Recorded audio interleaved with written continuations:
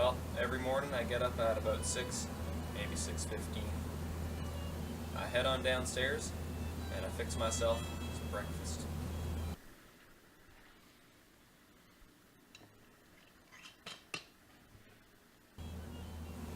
If I've got luck on my side, then I can be spinning my wheels by 7 a.m. If the wind's behind me, then I'll be riding down the first line Nassagaweya by about 7:30.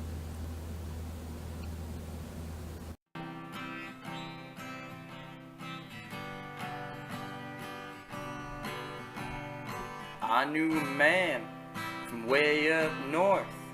He worked the culverts, of course, it's true. It's all he knew how to do. Where did he come from? Where did he go? Does the water still flow under ice and snow? Well, I don't know. Maybe it do. Wild rivers scar this rugged land. One man bears the ultimate responsibility. These are the culverts of Wellington County.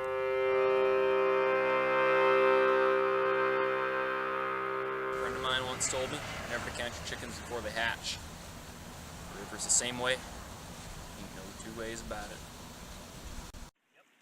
The culverts in this southern Ontario region are some of the best maintained in the world. But don't go asking the county or municipalities. This infrastructure is held accountable by just a single man. You know, those culverts, they aren't self-maintained. And they gotta be checked unless someone gets hurt. Right now we're headed in the direction of the Aramosa River. A true veteran of the trade, this old world steward of the county travels by two wheels to maintain and nurture these infrastructural keystones. So I head out there weekly and take a look at all of them. You give them the tap test if they've got a proper... Like a shepherd in the valley of darkness, he knows only one true devotion. Has the county ever known such a man as this? Now, too many cracks is a bad thing. You start to get run the risk. What we have here is a composite culvert, mortar and alloy. Mortar on the top, alloy on the bottom. You'll notice some cracks. Now, you might think that might cause failure, but you know, as the saying goes, where there's culverts, there's cracks. And based on history, mortar is a lot more solid than concrete. If this was a concrete culvert, I'd have to go up here and check it daily. But since it's an alloy mortar design, it's on the weekly list. The benefits of culverts are indeed multitudinous, but mismanage them and catastrophe will ensue.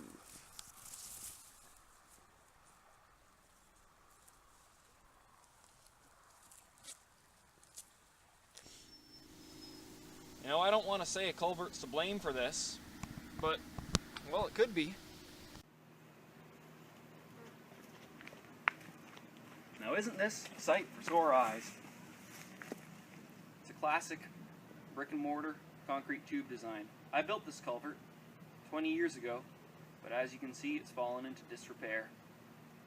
Am I disappointed? Absolutely. Am I surprised? Can't say that I am. With a little tinkering, the culvert flows once again, like a wayward son returning home.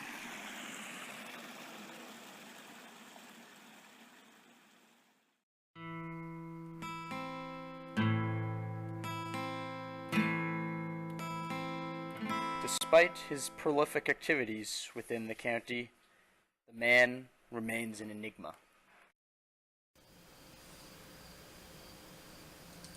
Culvert guy? Yeah, I've seen him around. Really keeps to himself. He's a quiet feller. He's always out playing in those dang culverts. He's never around to hang out with me and the boys, you know? Shame, really. Excuse me, I gotta go grab another beer. Well, I reckon I met him back in the summer of '93. we worked at the same culvert factory down there on Nassagaweya. He's a good fella, quiet, kept to himself mostly, until one day he came in there screaming about the I-25 lot. I've been working at that factory for generations, and I have not heard of that exact culvert since we shipped him out to Rainy River back in the 70s. Well, I don't know if he quit or got fired. I just know there was one heck of a ruckus, and he wasn't working there the next day. Like a river cutting deeper into its channel, we found this man's story is one of biblical proportions. Well, I grew up in Rainy River, Ontario, along the shores of the mighty Madawaska. My folks, they were river trawlers. Generation upon generation of river trawlers trawling the mighty Madawaska, far back as the old Maddie can remember. Now, we respected the river, at least we thought we did. You can never respect a river too much, and I reckon we didn't respect it quite enough. So one day, the river fought back, trawled us right the way we had trawled it, and my parents washed away, never to be seen again. I was left a small boy, wondering where they were, where they had gone. And anyways, at 16, packed a rucksack full of goods, and like a grain of silk caught in a current, followed my way down through the watershed, down as far south as, as far south as anyone in my family's ever done gone. All the way down, well, to right here. Well, that's where I fell out of suspension. Though neither of us discussed the matter, there lay a heavy implication that the aforementioned I-25 culvert, produced in this very county, was the cause of that great flood.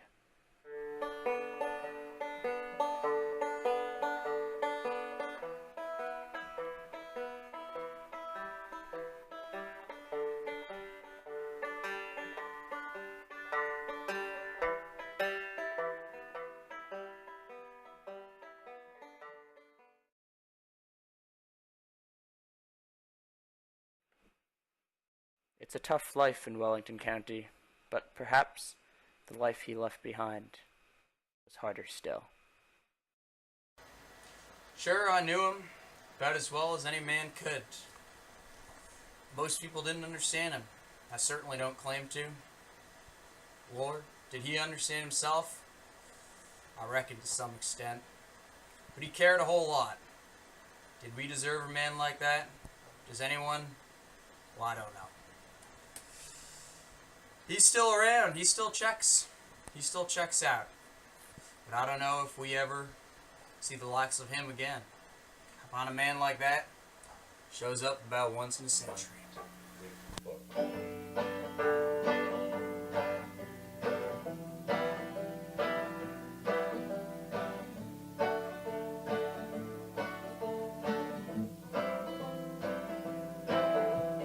Grandpa worked the rivers, Grandma worked the streams, Ma and Pa, young at heart, worked somewhere in between.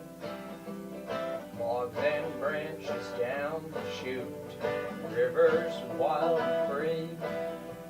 Logging life is rough and tough, but it's been good to me.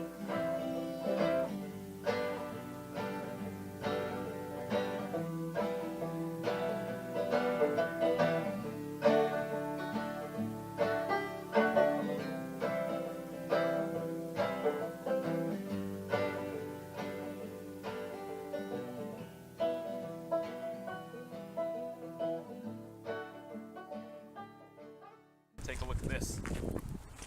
Say danger due to rivers.